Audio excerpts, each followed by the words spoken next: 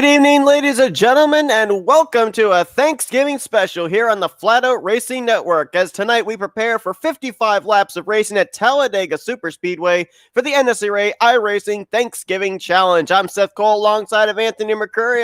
Anthony, these drivers here tonight, there's a money prize on the line. They're running in trucks, which we know are somewhat more durable than a lot of the other cars you could put here at a superspeedway. We're in for a wild 55 laps for sure. Oh yeah, we're in for a long race. We're in for a wild one. Talladega trucks, and with all the prizes on the line, being as it's a one-off race, these guys have nothing coming into this race that they need to carry into it. There's no points on the line. There's no championship on the line. They can do whatever they need to do in order to get this win. And hey, bragging rights, not so bad either, especially when it's this kind of bragging rights. And not only that, but there's a little bit of, if you make a mistake, it's okay. You got a second chance. These drivers do have two faster pairs they can utilize during the course of this race. And let's say someone runs into trouble and loses the draft early, there is a competition caution that will come out at the completion of lap 25. So it's kind of some second chances here for these drivers. So if they have some early issues, hey, they're not out of it yet. Yeah, indeed. And, something like that going into this race might give these drivers a little bit more a bigger safety net going into this race. But at the same time, you don't want to go all out and race 100% or 110% the entire race, even though you got these faster pairs and the competition yellow. We're going to call it the competition yellow. You don't want to have to use up that stuff way early. So keeping your nose clean throughout the duration of this 55 laps is going to be intense. Also, I've gotten word that the fuel is going to be a little bit short for these drivers. They may not make it all the way on one stop. They might have to two stop. I was talking to Michael earlier, and that might be a thing that we have to look out for is pit stop strategy. These drivers, we had the privilege of being able to watch them do group qualifying here just prior to gridding up for tonight's 55 lapper, and it is going to be Gavin J. Jones starting on point alongside of Steve Rada. You can see the drivers that took time were listed there. The rest of the drivers starting towards the back of the pack. And this, there are so many different leagues that we've done here on Flatout Racing Network. And this is just kind of like a culmination of all sorts of different leagues. There's drivers here that I've raced with over on the Air 2003 side. There's at least 6 different iRacing leagues that we've broadcasted that are represented here tonight. Kind of a mixture of who's who. And you talked about the possibility of not being able to maybe make it on fuel. There's going to be some rather strange alliances having to be made here tonight, especially if these guys have to make some green flag pit stops.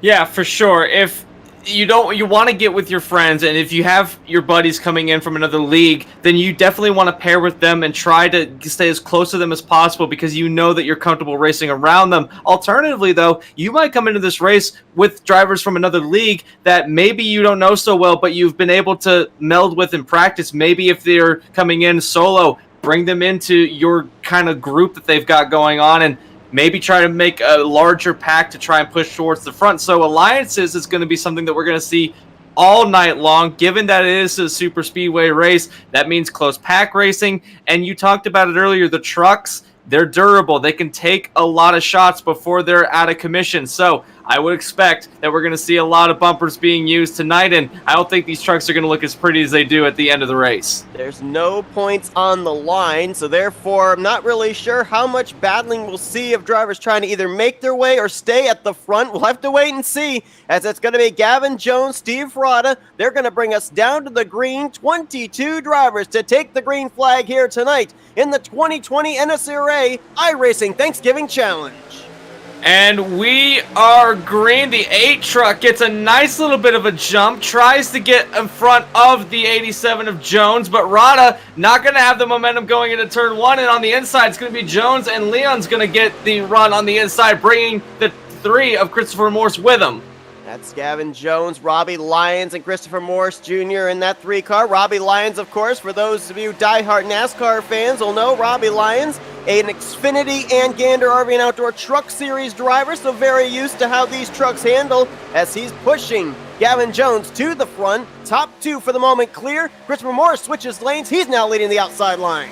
Christopher Morse seeing that there's some momentum out there, but there was a little bit of a shuffle between, I believe that was the 8, that was Rads that got out of shape, tried to get back in line, but now trying to make that outside line work. The inside line seems to be the preferred line. Someone shot up there with a head of momentum. I couldn't quite tell. This yellow and black truck That would be the, I still can't see, they're going by so fast, but now the outside line. Check this out, 3 wide at the front of the field, held up by Morse on the outside line, trying to get that outside, the extreme outside line going somewhere in the middle. You've got a lot of drivers, 3x3, about 7 rows deep. This is the kind of race that we were expecting to see here tonight. Absolutely. That car you were wondering about was Brandon Hoff in the 22 that went up there in the trio. Well, Steve Rada and I believe it's Christopher Morse Jr., they saw that run coming. They've jumped up to that third lane as well. Stuck in the middle now. That's going to be, I believe, the 11 of Brent Murphy. Down in the bottom, it's Ben McDonald trying to help push Gavin Jones.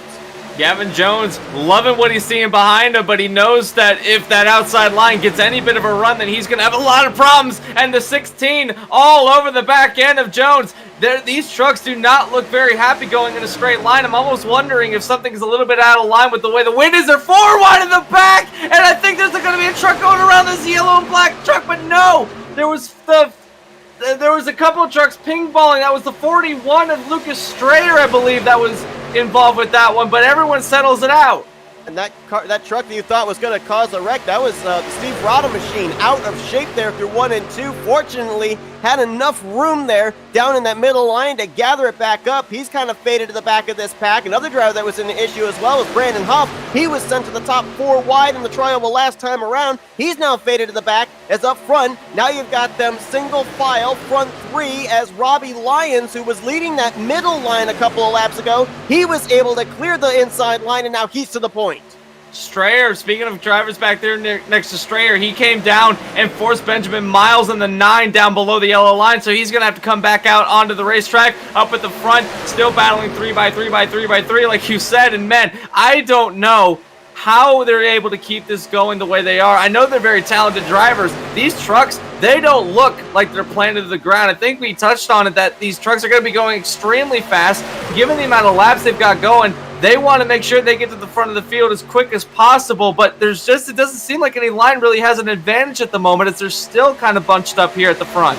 And you got different drivers with different agendas. Oh no, they're going to wreck. There it goes. That was McDowell in the 16. He's collected up at least 4 or 5 of the trucks in turn 4.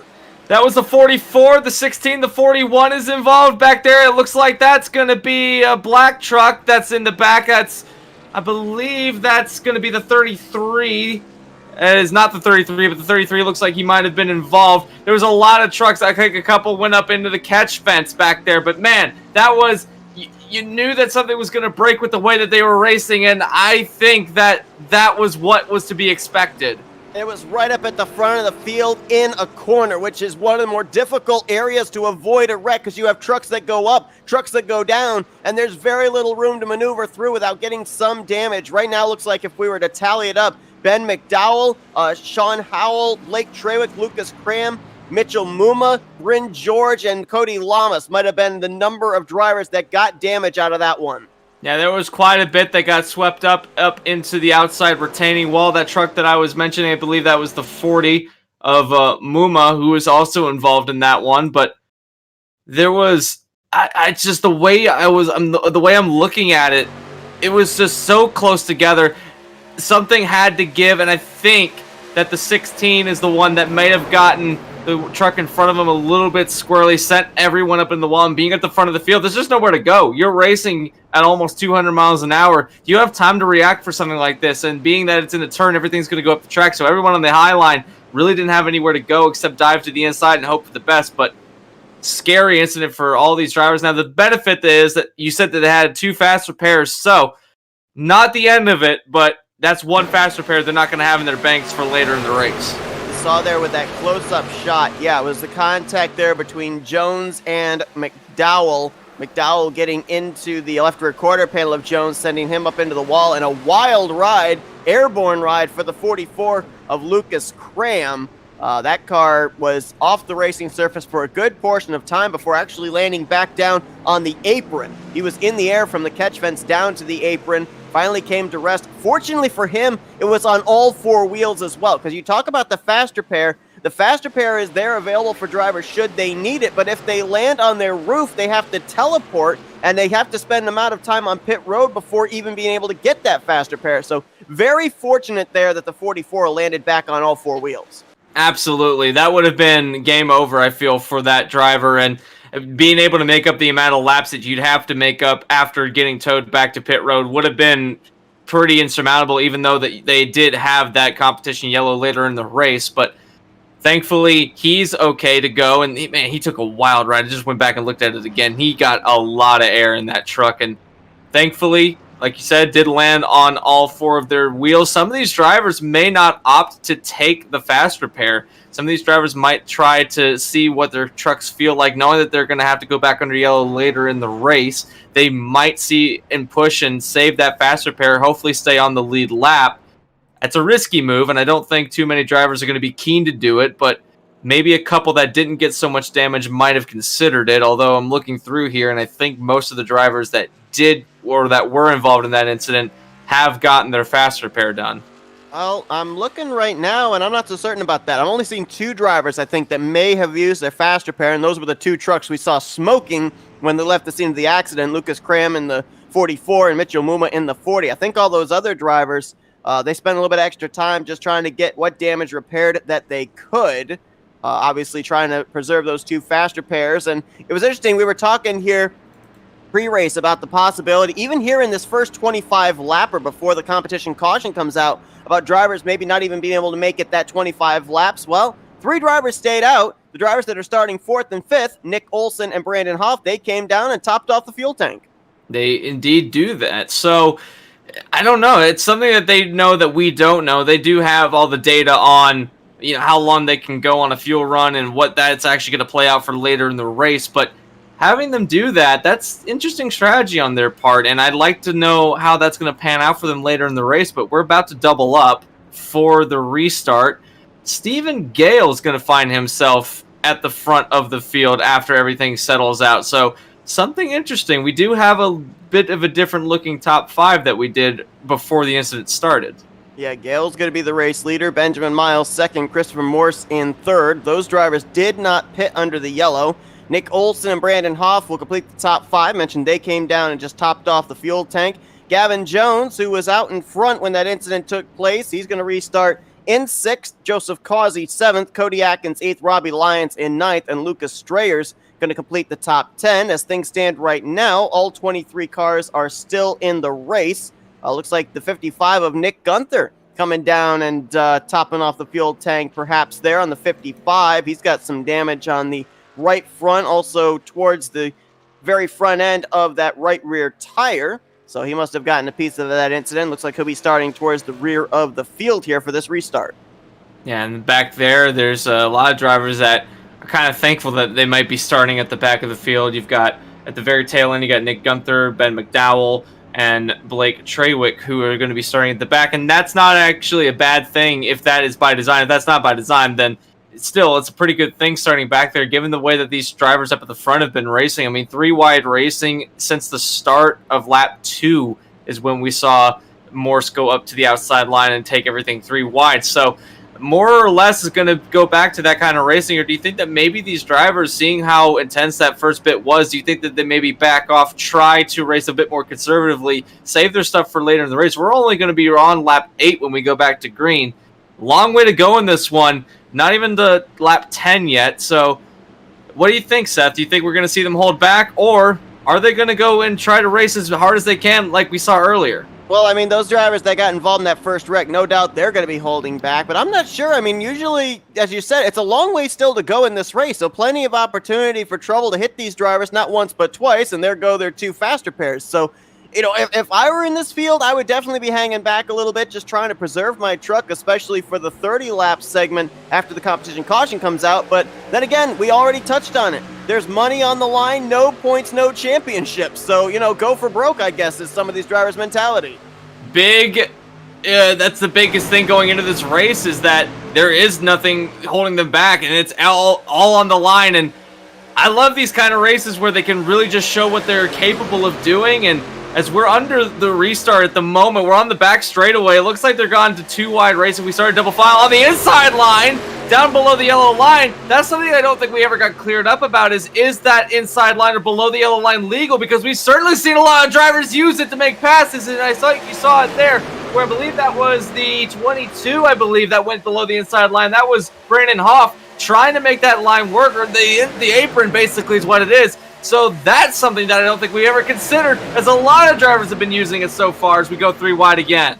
That's Nick Olson in the 24 jumping up to the outside line. He's going to get some help. I believe that's Lucas Strayer in the 41 that's pushing him. We're 3 wide again for the race lead. And yeah, you're right, we didn't get that cleared up. So apparently that yellow line, there is no yellow line rule here, and some drivers going to try and utilize that. Now we saw there on the back straightaway, 2 drivers go down there with 2 different ideas. For the 22, he was moving his way to the front. I also saw the 48 of Cody Lamas. He took the opportunity to go down there and actually drop towards the rear of the field.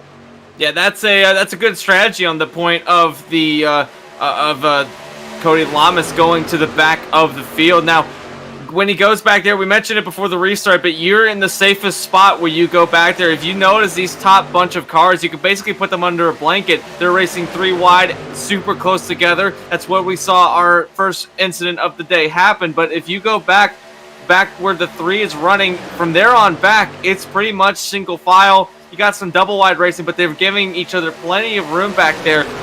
It's a long race, and if you want to survive this race, there's 2 aspects to any race, and that is be fast and be basically survive, have the endurance to make it throughout the rest of the race, throughout the whole race. So if you're fast for the first 25% of the race and then falter off later because of damage, or you just simply can't get back up to the front of the field, then you basically wasted all that effort. But if you can conserve your stuff, you have a hard charge at the end of the race. That might be the winning strategy for some of these drivers, is to go 2 wide up at the front. Oh, wow, got a car way out of shape there through 3 and 4. I think that might possibly have been Cody Atkins in the 29. No, it's not actually. It's actually the... It's the 31. 31, you're right. The 31 of Gerald Campbell that was getting out of shape. He was attempting to utilize the no yellow line rule last time. By contact, Steve Rada gets up into Jovan Anderson. That's going to be another wreck here at turn 1. And they're trying to keep it down, but there's not enough to get stopped in enough time, and they come back on the racetrack. The 22 was involved. I believe the 11 was involved. I think that Morse was able to get through that. A lot of drivers were involved. I think Strayer again was involved, so he was involved in the first one, now going to be involved in the second one. He doesn't want to have to use another fast repair, but that could be detrimental if he has to with that 41 machine. The 20 of Brady Floyd was also involved in that one, and I'm sure there were a number of others. 97 of Robbie Lyons, I know, got a piece of that one as well. And we know that Steve Rada and Jovan Anderson, they were the 2 the contact started with, but that was actually contact that began between the 24 of Nick Olson and the 8 of Steve Rada, which then sent him up into Jovan Anderson. And it was almost a 3 wide, 4 wide situation for the race lead going into turn 1 that led to our second caution of the day. Not a whole lot of racetrack to be able to maneuver when you get into that 4 wide situation, and like you said, just a little bit of a bobble, a little bit caused the entire thing to break, and just trying to get your car stopped, trying to make it not go up on the racetrack. Kudos to the guys behind that were able to get through that. They didn't have a lot of time to react for that wreck either. We saw the first one happen in turn 4, this one going into turn 1, so a very similar situation. Not as violent as the other one was, but still a tough situation for the drivers in the back of the pack, and that 93 took one heck of a shot on the outside wall. That might be worth looking into. I don't think that car got, or that truck rather, got a whole lot of damage, but may be able to get away without using a fast repair. But a lot of these drivers definitely going to have to use their first or their second, depending on where they stand as far as those go. The other driver I think got a little bit of that incident was the 31 of Cody Atkins. He got a little bit of front end damage, but as we saw there on the replay, and we're going to go back and look at another angle as well, a big reason why this wreck took place over in turn 1 was because of the no yellow line rule. If you notice on the left side of your screen, that's Benjamin Miles. He went down to the apron there in the middle of the tri-oval, sent them 3 wide into the corner. Nick Olson was trying to give him room to come up, gets into Steve Rada. Yeah, and that's, like you said, that's where everything pinballed. The entire inside line basically went down, put at least 2 tires onto the apron of the racetrack, and that caused a lot of shakeup and a lot of checkup. And when that happens, there is room, but there's so little of it, especially when you make contact with a driver, that there's basically no saving it. And these trucks, they're not like the stock cars are. the stock cars got a little bit more downforce than these trucks do, but you get these trucks sideways and there's almost no saving it. Basically, the cars would normally be like a sail, but these trucks have the entire bed that the air could just pass over. So saving one of these is extremely hard, but just a lot of things led up to this incident happening. And I don't know if this might be a product of what we're going to see later on in the race, because if we're racing this hard on the first opening laps, then imagine when everything's on the line. You know that these drivers are going to be pushing it for everything that they're worth, because a win here tonight basically solidifies you as the Thanksgiving king, being that the holiday season is upon us now. Yeah, absolutely. And, the thing I'm wondering here as well, we've already talked about the fact that, that no yellow line rule is there. And, of course, that contributed to this. But also, if we consider what we've just seen here prior to our first two cautions, the intense racing we've seen up here at the front of the field, I touched on it before. We've got about 6 different leagues that are represented here tonight. There's a bunch of drivers that I know of. I've been friends with them, but I'm watching them make their iRacing debut here tonight on Flatout Racing Network. There are drivers here tonight that know each other, but there are drivers here tonight that don't know each other. And so they don't know each other's racing habits, how they approach certain corners here to super speedway. And I know that super speedways are probably the easiest place to learn how a driver approaches these type of racetracks. But at the same time, you basically got to consider that these first 2 runs have really been a learning curve for these other drivers trying to figure out, where is this driver I'm working with? Where is he more comfortable? What line does he want to run? Does he get off the throttle going into this corner? Is he going to be willing to stick to my back bumper and push me? A lot of different things you have to learn about these different drivers in the field here tonight that you're not familiar racing with on a weekly basis. Yeah, that touches on a really good point, is that a lot of these drivers, they're basically rookies coming into this, even though they have a lot of experience racing with their respective series and in their respective leagues. Whenever you mesh 2 drivers that haven't raced together, now you, like you said, you have to learn how they operate, what's their tendencies, and everyone essentially now is a bit of a rookie in that aspect, where they don't know how they're going to react and what they're going to do. Now, like you said, this is one of the best places to learn that, but knowing that you have to do it during the limited amount of practice we had, and the fact that we had group qualifying, you got a little bit of extra time to see what those drivers could do. But other than that, you're basically being thrown into this race with little to no knowledge, and being able to coexist on the racetrack and make these charges towards the front and try to keep it together. And they've done a pretty good job of it so far tonight. So kudos to all these drivers who are coming in on the platform for the first time as well, because there's a lot of drivers in this field that this, like you said, first time on iRacing. So a good run showing from them is it really does drive differently than any other sim that's on the market at the moment. And when you have sim knowledge going in from one sim, bringing it into this one, it could be a little bit, disorienting. It can sometimes throw you for a little bit of something that you don't really, you can't grasp it, even though that you're a talented driver. You just don't know how to approach it. But once they get the nerves settled out, once they get these first opening laps in, I think that maybe the nerves will cool down a bit. Maybe they'll start racing towards the front, and we should see some of these drivers making their iRacing debut get to the front of the field. And who knows, maybe all these drivers will be friends, and some of them might be enemies by the end of this race.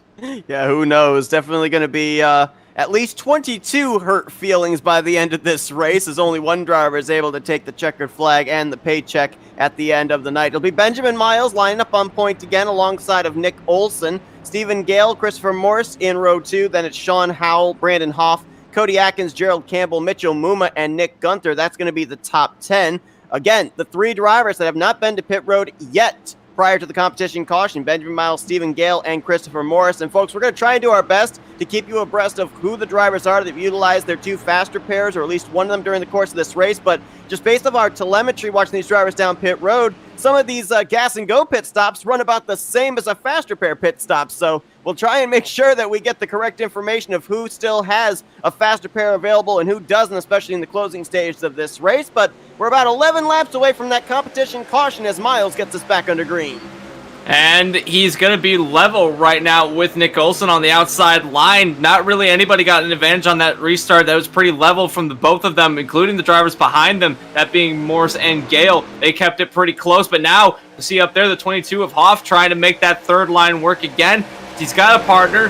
Now that partner's gone, so he's been left out to dry. That's the disadvantage of not knowing the tendency of the guy behind you. You don't know who's willing to work with you either, so you're basically trying to figure it out on the fly. And if you've come into this race by yourself, making alliances, we touched on it before the race started, making alliances is going to be the hardest part of this race. Not all of these drivers are in a team chat with each other, so there's not much communication being done between these drivers that, as far as a mass communication goes. So making alliances, the hardest bit of this race. Oh, man. Oh! Hill says, I'm here, but he wasn't able to make the momentum stick, trying to get to the inside of Benjamin Miles. Yeah, he tried it, and he was trying to use that inside line rule, and now take a look at Olsen sticking it to the bottom, saying, you guys are racing a bit too much for me. I want the lead of the race. Gonna get out in front, takes it. Now the middle line. That's Howell in the middle, trying to make something work. That middle line really hasn't had the overall speed that we've seen throughout the other two lines. Even the outside line has been able to make it work as far as exit of the corners, but give it to Howell. He's making that inside line, or the middle line work now on the inside line. 3 by 3, 4 rows deep here still through 3 and 4. I've just been informed by Race Control. They've called an audible. The caution we just had moments ago is the competition caution, so we will not have a yellow flag come out per race directory on lap 25, which is maybe why we're seeing these drivers racing as aggressively as they are again, as Joseph Causey in that beautiful Mopar number 9. He's going to go to the inside and look for the top position.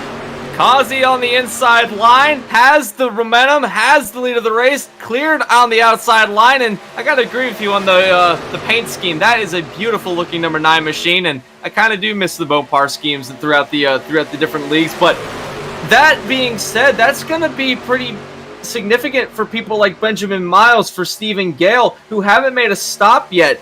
They don't know. They were relying on that pit stop to happen so they could come down and get fuel. They were willing to stretch it for track position. Now that that's been an audible, how do you cope with that change? What's your strategy going to be? Because all the guys behind you are topped off on fuel, and you haven't come down in the first 17 laps. So you're going to be really struggling at the end of this run for fuel.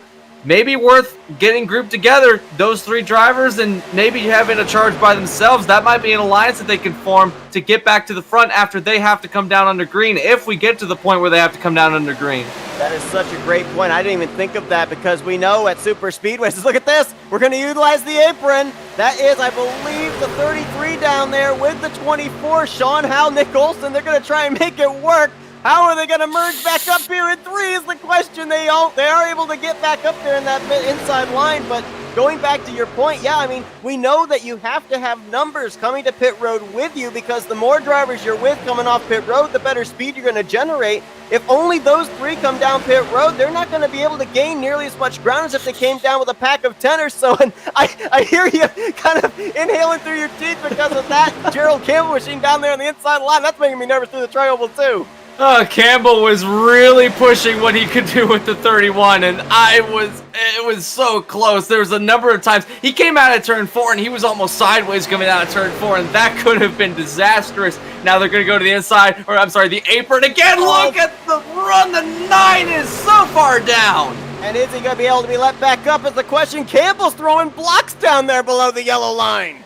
Man, this is some intense racing. I mean, have you seen a Phoenix race since they did the reconfiguration? That's basically what we're seeing here at Talladega. This is intense. Seeing them go below the yellow line, something that's been a bit of a taboo since they imposed the double yellow line rule a number of years back, and now we're getting to see what racing would have been like if there wasn't a double yellow line rule. And I gotta say, it's pretty dangerous. Look at the 31 on the inside, trying to make the lead work. Got contact there. We're 4 wide. Campbell's got no lane to come up. He's going to try and fit up there. He's also got Causey down there with him. They're actually 2 truck tandeming on the apron in 1 and 2 at Talladega. I never thought I'd say those words. I can't believe they've been able to make the apron work. They held speed through there. They kind of lost a little bit on the exit because they had to check up in order for the other drivers to not get run into. But they were able to keep speed on the apron. You got to consider the apron's grade is not the same as the overall track's grade. It might be a little bit similar, but there's a little bit less of an angle when you're down there, and Campbell gets out of shape. going towards pit road. He actually is now back on the apron, but man, I'm more impressed with the way these trucks are being able to handle even down there, given the fact that the banking is not as significant as it would be on the actual surface, and keeping it together as well. These trucks are sideways sometimes, and they've been able to hold on to it, and man, this is some top-notch racing that we're seeing as somehow Howell is the leader of the race, as Campbell is still flirting with the inside of the racetrack.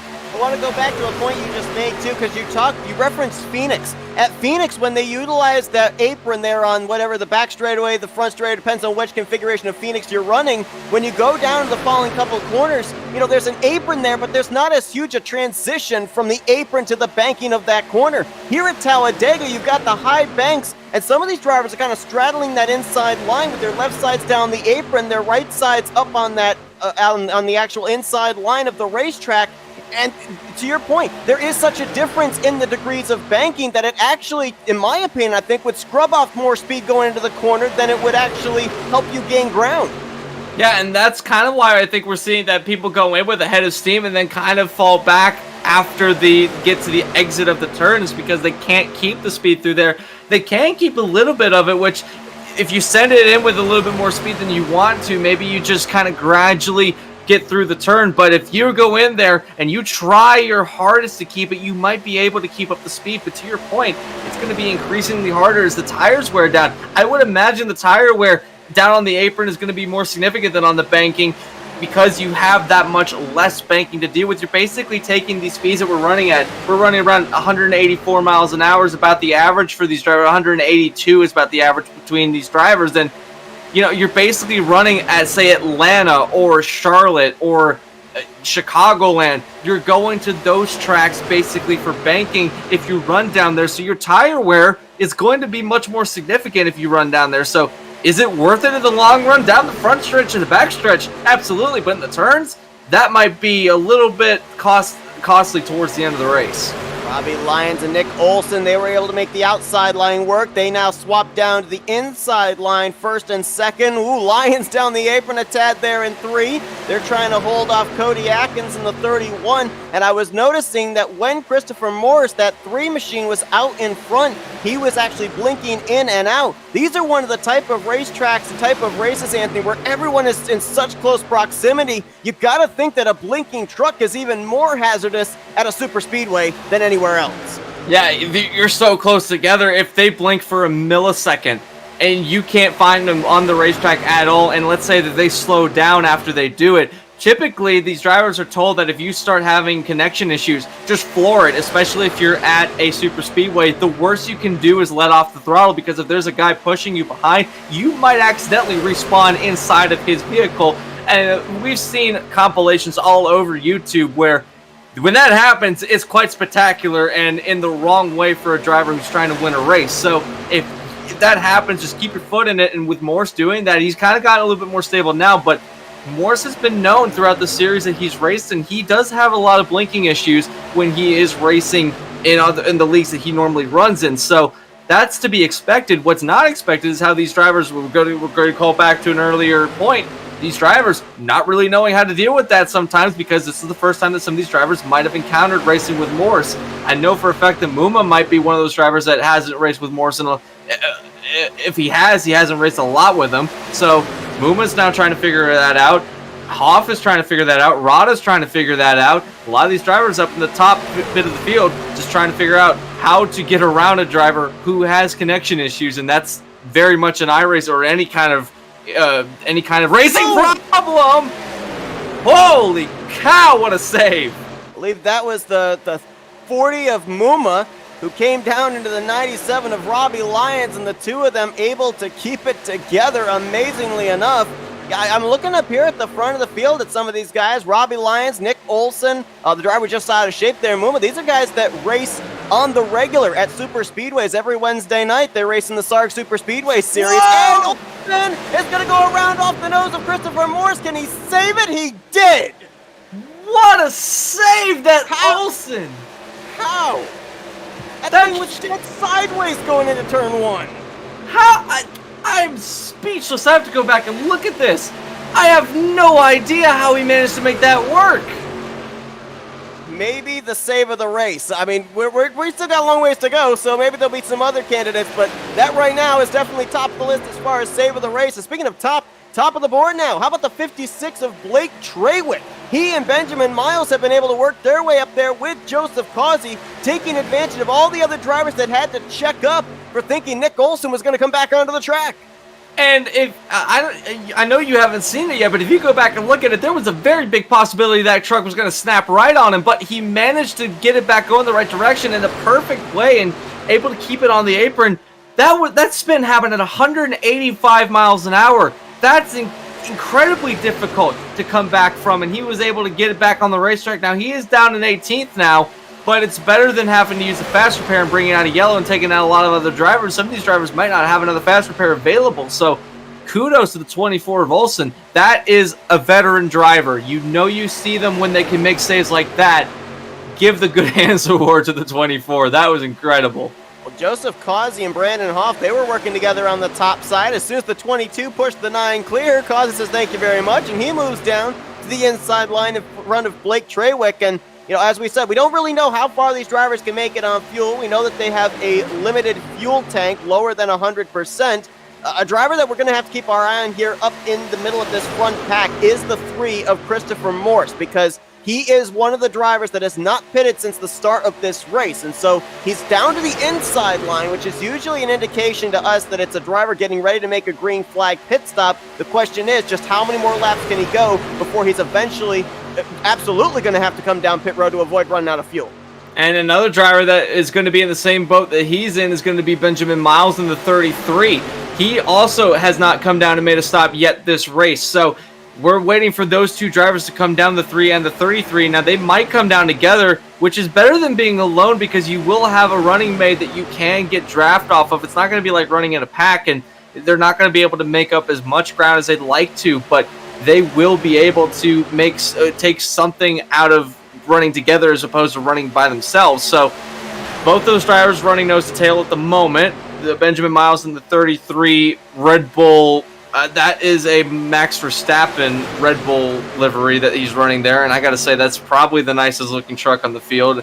Not biased because I'm a Red Bull fan, but still one of the nicest trucks on the racetrack at the moment. And it's just the way that they're running right now, that might work out for them. As at the lead, it's going to be Hoff taking the lead of the race. He's got Causey right behind him. I'm detecting just a tiny bit of bias, but another driver that also hasn't been to pit road is the 52. That's the orange and blue machine, and here they come. Yep, here comes Miles, Morse, as well as Gale. Those were the 3 drivers that hadn't pit. They all found themselves lined up nose to tail. They're all going to come down pit road together. And that means that they can go 29 laps on a fuel run with yellow flags. So let's take a couple laps off of that with the running at full speed. Let's say they can go 25 laps. So at a 25 lap fuel run is what these drivers are looking at. So we're going to see a lot of green flag stops coming up very shortly in about 7 or 8 laps. And if we've seen them race intensely during the race, imagine how getting on a pit road is going to be like. But it looks like that these 3 are going to be at least next to each other as the 33 gets out. Actually has to wait a bit. He did not get up to speed fully because he was waiting on Morse to catch back up so they could get back on the track together. Gale, looks like they left Gale in the dust. They didn't wait for him. So now Stephen Gale's going to have to make up some ground to catch back up to them, but they're at risk of losing a lap because the leaders are coming around about ready to go on the start-finish line. These 3 are just now on the exit of turn 2. Yeah, definitely a disadvantage because there's only 3 of them and they're not all lined up against this big pack of trucks. But it's interesting, though, as well that, you kind of calculate out about maybe 25 laps they can make it on a run. I mean, right now, those 3 would be the only 3 that could make it on fuel to the end should we remain green. Everybody else is going to have to be to pit road at least one more time. And that is assuming we don't have another yellow. And if they're going to start racing hard at the end of the race, knowing that there really is nothing to lose, then there might be a lucky yellow come out for these drivers. They can get back within contention, or they might be able to run around by themselves. I don't think they're going to be able to do that for much longer because just based on where they're running on the racetrack, that pack is going to catch up to the 52 very soon. Same goes for the 33 and the 3. So those drivers, yeah, they're going to lose a lap perhaps, but with these drivers having to come down pit road, I don't know if they're going to be able to make up enough ground to retake the lead or even get out front and stay out front. Steve Rada in the 8 just made a pit stop. You just saw, lost a lap there through 1 and 2. There's the 52 of Gale just up ahead as the battle for the lead side by side. Hoff has the inside line. Cody Atkins has the outside line. They're lined up, 3 cars on the inside, about 5-6 trucks on the outside line, but inside holding for the moment, having Hoff edge out Cody Atkins right now. Now they're catching up to that 52. Where does he go? Oh, no. They're gonna split him. Oh, nowhere to go for these drivers. He's stuck it on the inside line, and now because of the double yellow line rule, they're able to go down there, so it's almost like having another line to get around a driver. They were almost running into the back of him, was the 9. That could have been disastrous, but they were able to get around, and now Gale's going to be able to merge back into this pack, keep up pace with these guys. That's going to benefit him when the pit stops happen. It also puts him in line right now for the lucky dog should we have a caution comes out. But yeah, there were 4 trucks I think that went down the apron of the trioval to make the pass on the 52. Causey, Campbell, Floyd, and Trawick, and they all made it work.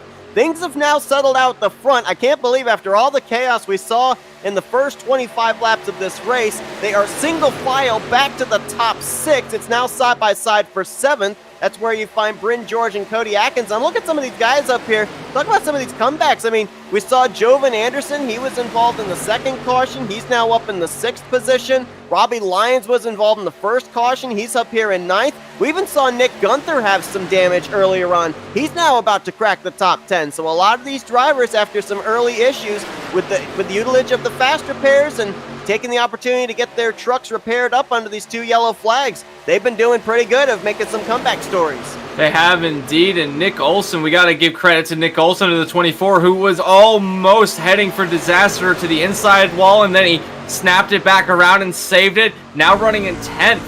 Good comeback for him, even though that could have ended disastrous for the 24. I would imagine he might need to take tires because of his time spinning around, or sideways at least. Those tires might not be very well at the moment, but good run for the 24 to get back within the top 10 as these drivers, I think they're single filing out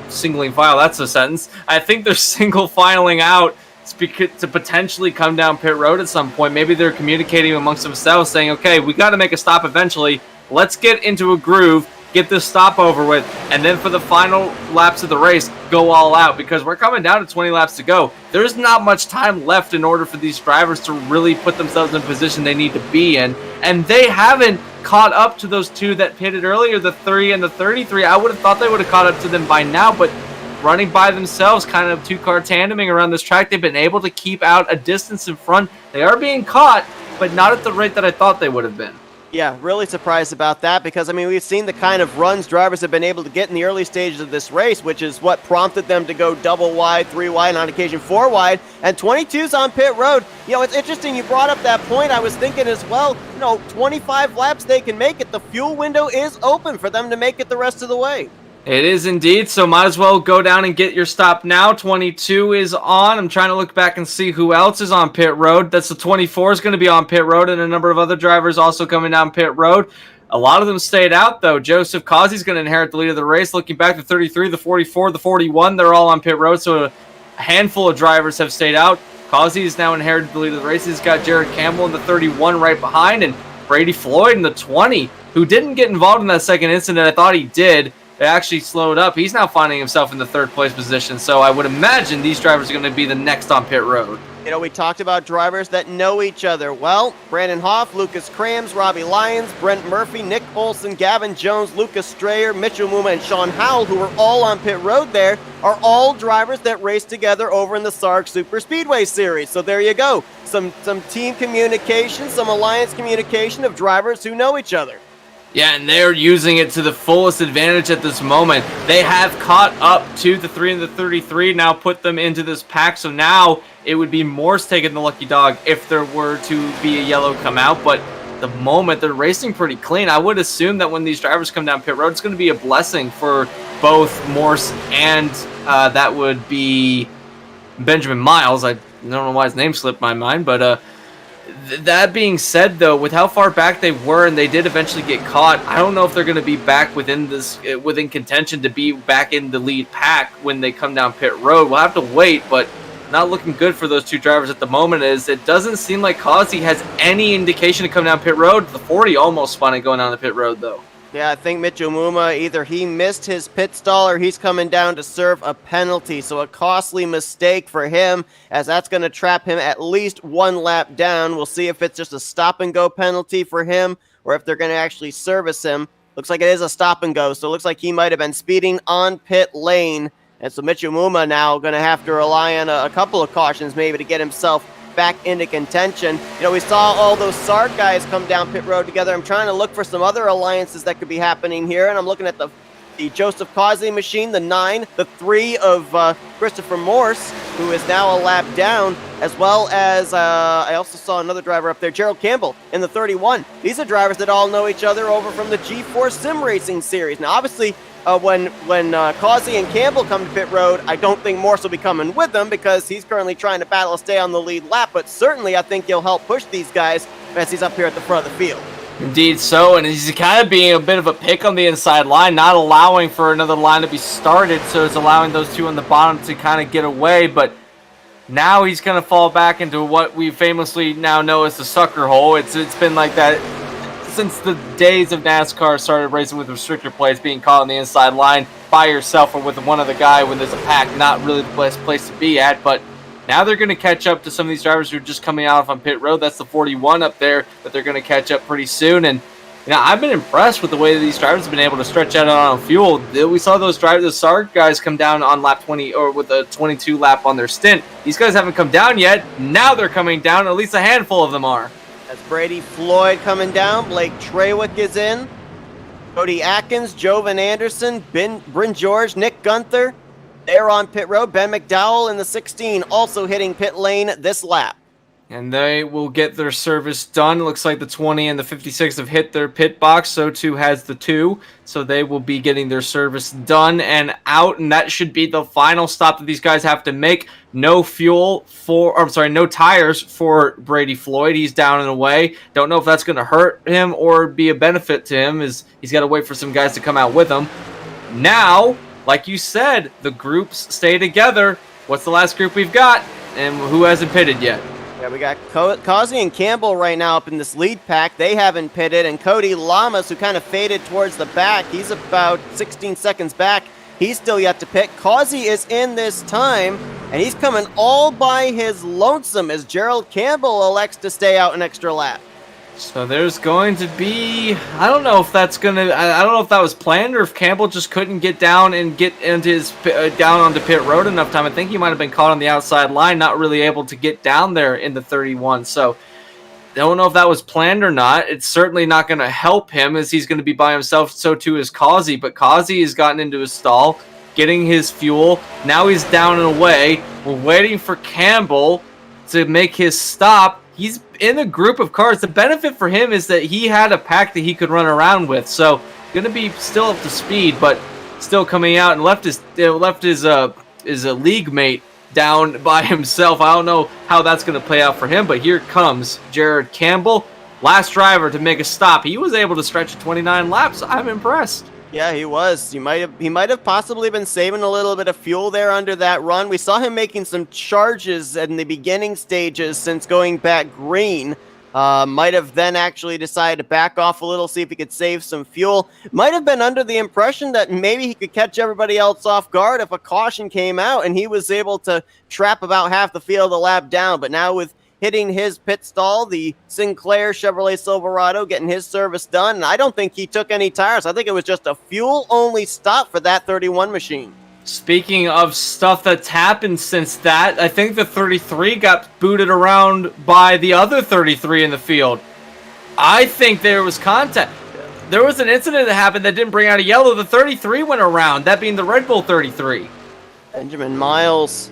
Yeah, I think you're right. I think he might have gotten spun, perhaps. So let's see if we can go back and find out what happened there. No yellow flag coming out for it. This was over in turn 1, and I think maybe the chief reason was that car never actually came back down or came back up that yellow line as they were trying to avoid Cody Lamas, who was coming back onto the track, and that was the 52 of Gale that came down and got into the 33. But again, and now we've got a caution out.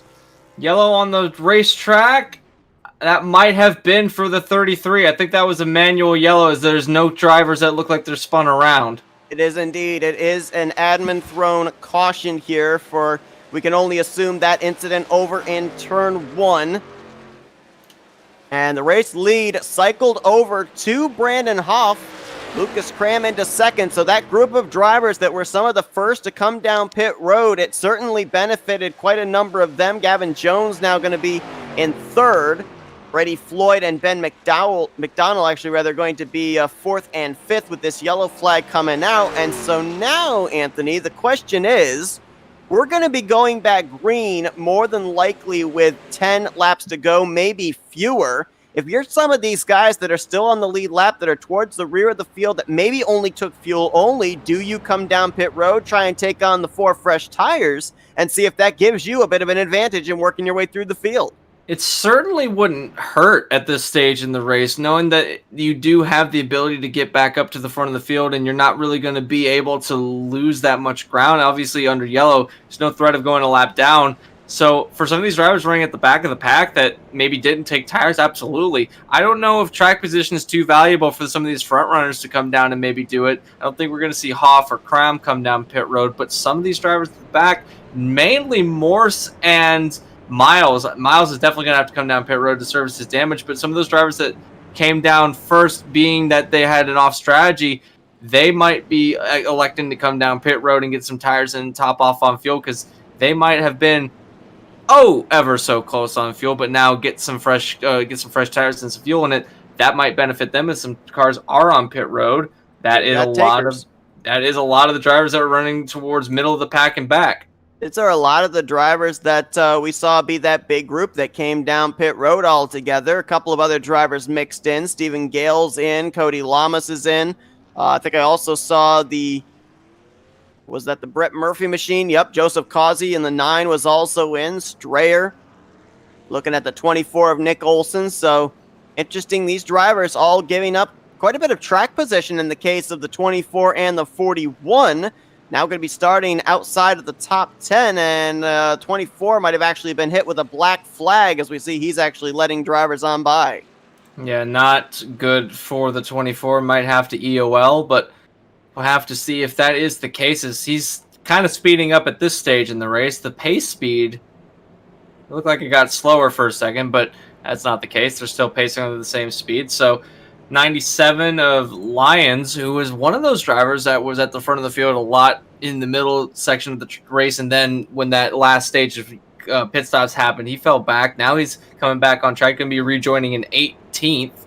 So that's a little bit of a mountain to climb for Robbie Lyons, but nothing that I'm sure any driver can't overcome, as we've seen a lot of drivers, when they get at the back of the pack. We saw the 24. He basically spun around, had to make up that speed on the racetrack, and he was able to make it all the way back up to the 10th place position before the round of stops happened. But speaking of the 24, I think you're right. I think he has been hit with a penalty and has to wait for all these drivers to go around him. A couple of drivers were very happy to see that yellow flag come out. One of them was the 2 of Bryn George, who, when we were watching the green flag pit stops, he actually overshot his stall, had to back up, losing valuable time and positions as a result. And Steve Rada, with this caution coming out, was the first car 1 lap down. He has gone around to get his lap back.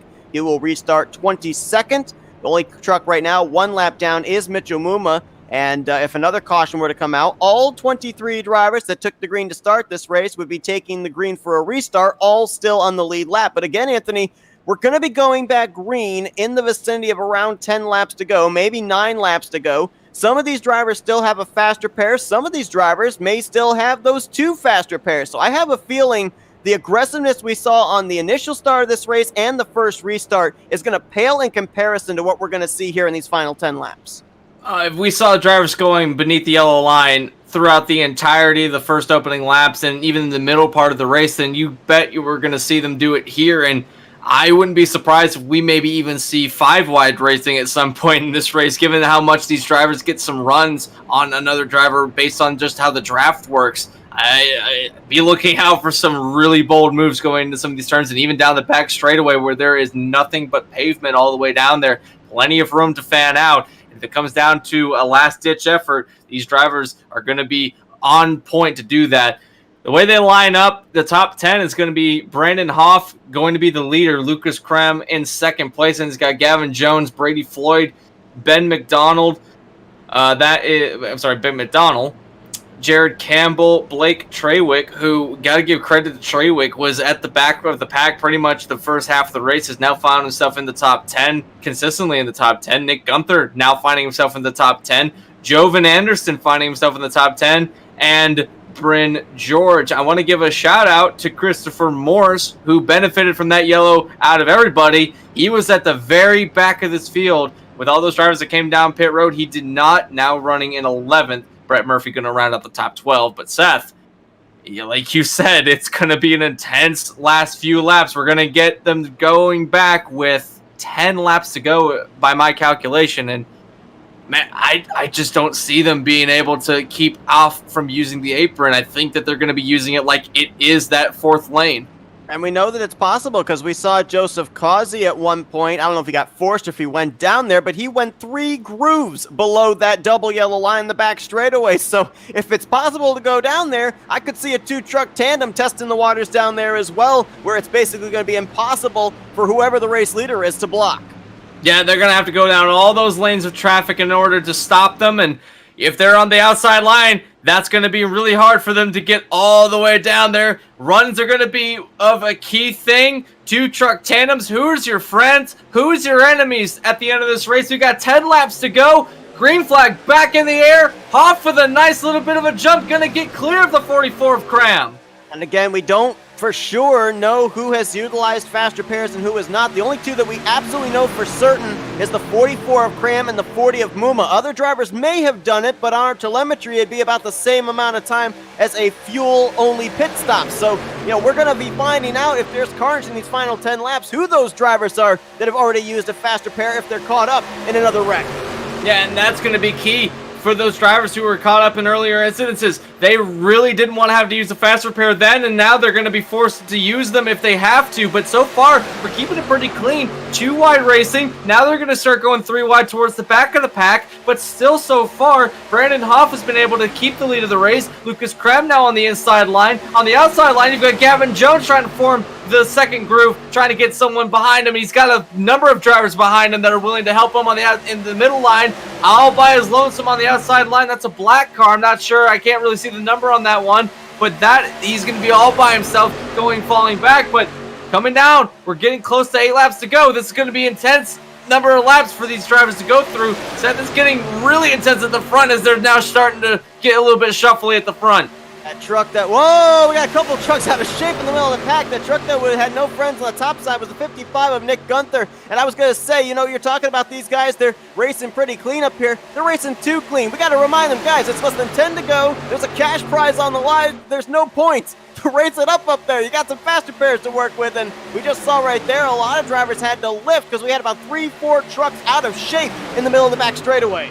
There's a lot of them that went down to the apron to try and avoid all that and keep the speed, and some of those drivers are now actually running up towards the front of the field. You got Jared Campbell, who's trying to get back up after he had to check up. He's kind of trying to do that as there's drivers checking up at the front. That's the 9 going up to the top of the racetrack. Going to try and get that outside line group with Morse. I don't know if he's been able to do that, but Causey and Morse, we know those two know each other. They're going to try to use each other, and now to the inside, you're starting to see them use the apron. It's getting ramped up. They're 3x3 at the front.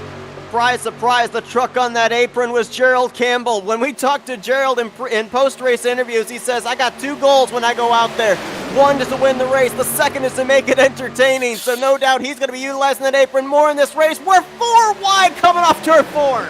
And they saved it. They were able to hold on to it. I don't know how they were able to hold on to it, but they're still going to the right direction. A number of drivers getting shuffled to the back. That's the 2 that's going to be shuffled to the back. That's going to be Bryn George. That's going to have to check up. He's now trying to get that inside line back going as towards the front. Cram is taking the lead of the race. Hoff is now behind him. I don't know when that switch happened. but that switch is going to be prevalent for Cram. He looks like he's got a fast truck. It really depends on if he can mirror drive. There's a lot of hungry drivers behind him that want to win this race. Here comes the third lane. That's Blake Traywick testing the waters. He's got Jovan Anderson with him, and they've got more friends up there as well. Robbie Lyons is there. Nick Olson is there. All these drivers trying to make their way up towards the front of the field. But the problem is there's not enough numbers up in that third lane currently.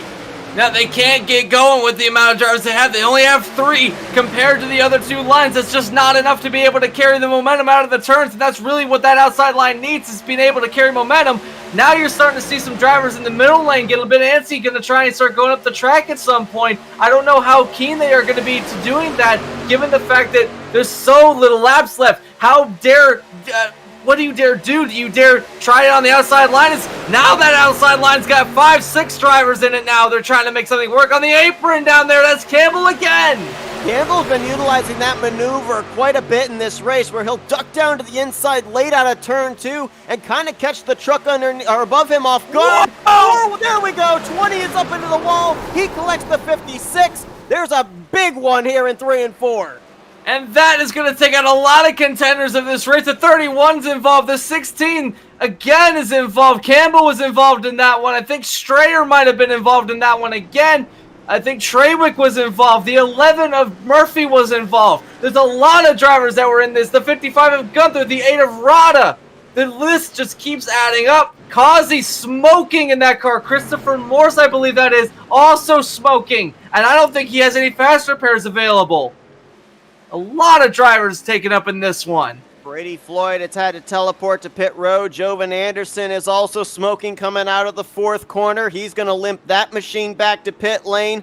That was, again, right up at the front of the field, and I think this may be our biggest wreck so far of the evening. I think we wouldn't be fibbing if we said maybe upwards of 16 trucks possibly getting some damage in some way, shape, or form. As we're going to go back, try and take an in-depth look of what caused this. I have to assume some of this might have been in part to the fact that the 31 of Gerald Campbell was down underneath the 16 of Ben McDonnell, but I think that it led to a 4-wide, almost 5-wide situation, and everybody was just trying to give each other room going into turn 3. We know Talladega can hold them 4-wide, 5-wide. That's asking a lot. Yeah, 5 wide is borderline impossible, and it was 4 wide on the inside line with Campbell being down there. But I think where all this started is not with Campbell, but on the outside line. We saw the 20 of Causey of Floyd get a little bit out of shape and ended up scooting up into the 56. That shoved all of them up the racetrack, and the 20 took a whale of a shot to the outside line. And then there's nowhere for anyone to go. The track just clogs up at that point.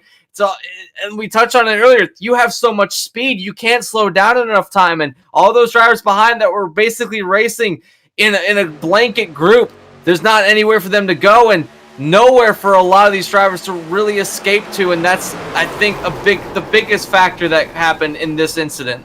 A couple more drivers that got collected up. Nick Gunther, Steve Rada, Bryn George was in it, Cody Atkins was involved. Lot of drivers with torn up race cars, and we're now starting to find out, Anthony, those drivers that we weren't exactly sure if they had already utilized a fast repair or not. Well, apparently the 9 of Joseph Causey had been one of those drivers prior to this incident. He is our first retiree out of the race. The first retiree, and I think that Brady Floyd had used up 2 of his fast repairs as he's still sitting on pit road, not being able to get off anywhere. And I think also, too, Cody Atkins not being able to get off pit road, still fixing damage. But there was a lot of drivers that took some major shots. I looked at Christopher Morse when he got hooked and hit the outside wall. He took a whale of a shot as well, and I'm surprised that truck was even able to get around in a lap because he was smoking quite a bit. But still, I think, running on the racetrack at the moment. But that's just a product of, there is a big prize on the line for these drivers. They want to win this race. They want to prove that they're the best out of all these other drivers. And, you came into this race with 23 drivers, and right now, still 22 of them running on the racetrack. But it just, the bragging rights, the prizes, the pride, being on the spotlight for one race that there's no inhibition. It's an exhibition race, so there's nothing going into this race that's holding you back. And we saw a product of that, and I think Morrison's retired from the race, so he didn't have another fast pair, so that's going to be the 3 retiring. And it looks like Brady Floyd is actually coming back out onto the racetrack, but I think you're right. I think that was just manual repair, not having a faster pair at his disposal. Atkins still sits on pit lane. This caution couldn't have come at a better time for the 40 of Mitchell Muma, because the clock was ticking down to his opportunity to get back on the lead lap. This yellow flag puts him back on the lead lap. He'll restart in 19th. And talk about a driver that had a lot of issues under the last caution, Benjamin Miles, after he got spun down to turn 1. He's now going to be up in the 7th position. The car that spun him, Stephen Gale's up there in 8th, and we're starting to see some new faces pop into the top 10. Cody Lamas, he's been running at the back most of this race. He's going to restart in the 6th position. And you and I know Cody Lamas very well. Sometimes he hangs at the back, and then all of a sudden, where did the 48 come from? And now we're seeing it here tonight as well. Sean Howell's going to be in the 9th position. Blake Trawick is still in the top 10, running in 10th place right now. And as we look on back through, we've got Gerald Campbell. I'll get it out eventually. Going to be restarting back there. I believe the 12th position. Nick Olson's going to be in 11th. Gunther and McDowell are going to McDonald are going to make up 13th and 14th. And then Bryn George is going to round up the top 15. But Seth, we have got 2 laps to go when we go back under green. We just saw a product of what could happen if they take the final lap of the race. Whatever flag happens after that ends the race. I don't think that they're going to throw a yellow for it. Do you think that these drivers are going to go? We saw them go 4 wide. We've been talking about 5 wide. Do you think that they're going to dare do that? There's money on the line and there's bragging rights on the line. What are you expecting for these last 2 laps? I'll tell you what we've entered into. The area of the race that I like to dub the no lift portion of the race. These drivers, they will have that pedal down to the floor. They will have their eyes fixated out the windshield. That's the only 2 things they're going to be doing here for these final 2 laps, hoping that they can make it back around here to the white, so that way it will be officially racing back to the checkers. But Lucas Cram, who was one of the drivers who had to utilize a faster pair all the way back on lap 2, he's going to be the race leader. And Gavin Jones up here in 2nd. It is so difficult at a super speedway of all places to go coast to coast, pole to win. But could Gavin Jones possibly be able to do it? These 2 drivers, they are relying on the drivers behind them in row 2 to give them the best push possible going into turn 1. And they might get it, because being lined up on the front, they could get that shot that they needed. They could jump the field, but you don't want to jump it too much, because then you're a sitting duck at that point. Pace car has been off the track. We're about ready to send them underway for 2 laps at Talladega. It's come down to this. What can these drivers do? Green flag in the air. Cram and Jones get a good restart, but they're all bottled up behind them in the inside line. With Hoff gets the better run, and now the inside line's getting shot up to the front. The 11 of Murphy also getting shot, and the 22's around. Oh, and he's going to collect the 33, who's up into Nick Gunther. Airborne goes the 33 of Sean Howell. Caution's going to come out. They did not take the white flag, which means we're going into overtime. The first of our overtimes. I don't know how many overtimes we have, but there's going to be at least 1 overtime. That, I think, was just a stack up back there between Muma and I believe the 33 got stacked up back there. That would be... that'd be Atkins, I think, was the one that happened to. Nope, that's not him. Mitchell Muma in the 40. Mitchell Muma in the 40. Just gotten back in the lead lap, too. So that is a product of the field stacking up. That was a big stack up in the middle of the pack, and I don't think anyone had really anywhere to go, and just a byproduct of things that just couldn't get resolved, and there's a lot happened on that restart, going back and looking at it. That's some net code there between the 24 of Olsen and the 33, perhaps? That, to me, is definitely net code. He never touched him. No. Boy, yeah. That's unfortunate there. And we just saw there as well live the 33 of Howell having to teleport back to pit road, which meant that that truck had no power whatsoever. And we're going to have to wait and find out if that was a driver that had already utilized his faster pair. Yeah, that is unfortunate for the 33 having to tow. That's going to be a long stop on pit road if that is the case. But yeah, I think that it was a stack up, but not as much as a stack up as I thought it was going to be. But net coach strikes these drivers. We got away with it pretty much all race long, but in the final stages of the race, that's where it decides to show us a little bit unfortunate head. Is we never want to have these races come down to a net code incident like this, but unfortunately, that's just kind of how iRacing goes. Is that you have to take it as it comes. And another thing is that Nick Gunther also got a shot from that as well. He actually lifted up Howell and sent him over his lid. So it's quite a bit of damage on the 55 as well. And he's stuck sitting on pit road. Yeah, I think we might have actually gotten away with 3 trucks involved in that wreck, which, based off of the number of drivers seen caught up in wrecks so far during the course of this race, actually is quite miraculous. I think that Gunther and Howell, obviously, they got the biggest hits. I think that Mitchell Muma did get a slight bit of that, but I think everybody else, for the most part, was able to avoid the 2 spinning trucks and were able to get through it unscathed. It's interesting as I look here at the current running order. You've got drivers up here, Cram, Hoff, Jones, and Murphy. As mentioned, these are drivers that have all worked together during the course of this race. They're all part of the SARG Super Speedway series, and obviously we know that they're willing to work together here up to this point, but then I would have to assume we enter into that last green-white checkered that was in the race length, the official race length. We're now going to be into an overtime green-white checkered. All alliances are out the window. It's now every man for himself.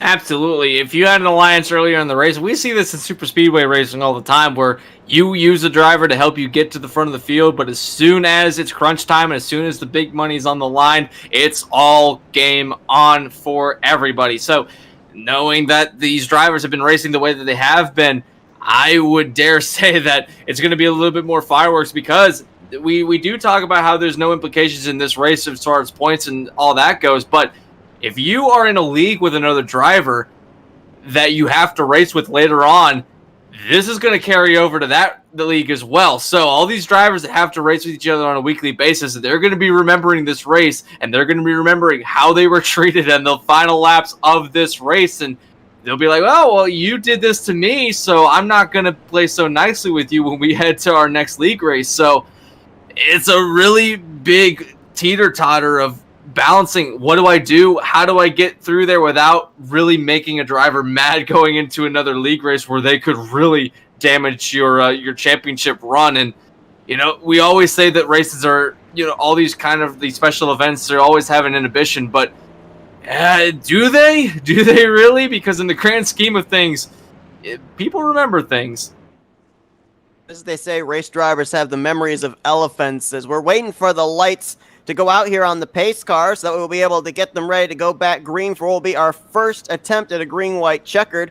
One driver we got to keep an eye on here making his way through the field, and that's the 41 of Lucas Strayer. Now, he was in the top 5 when that caution came out. He came down pit road. I noticed he had front-end damage on the last restart. He came down pit road and utilized one of his fast repairs. He'll be starting back in the 15th position, and why I say keep an eye on him, yeah, he's back there in traffic. That doesn't mean anything when you're at a super speedway, because a couple of weeks ago over in Monday Night Racing, Kyle Busch started 21st on the green-white checkered, and he was first at the checkered flag. So just because some of these guys may be restarting outside the top 10 doesn't mean we're not going to see them be the first crossing the start-finish line when that official has the checkered flag in his hand.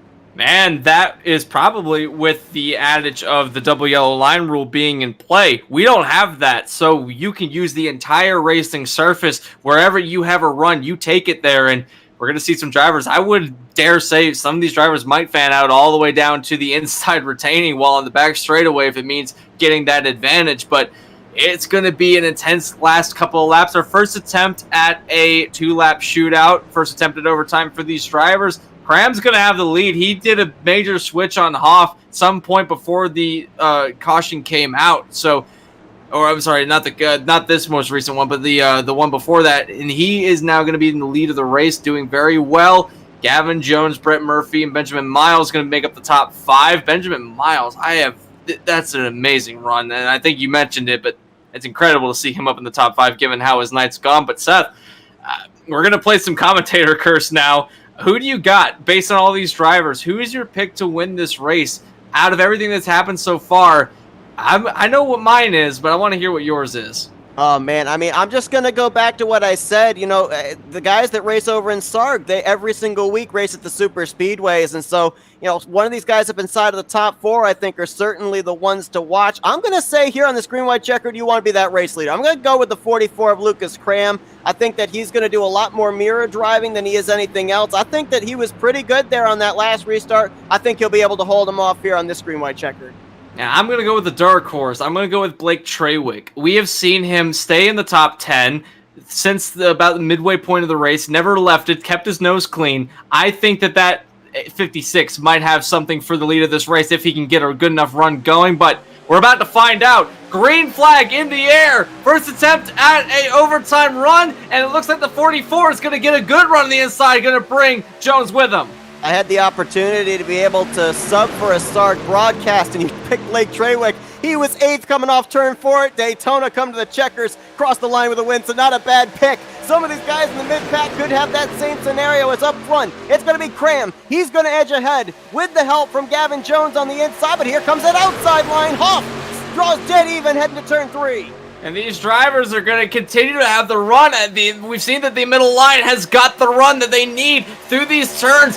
Hoff still not got in front of Cram, but trying his hardest. He's got a damaged car behind him.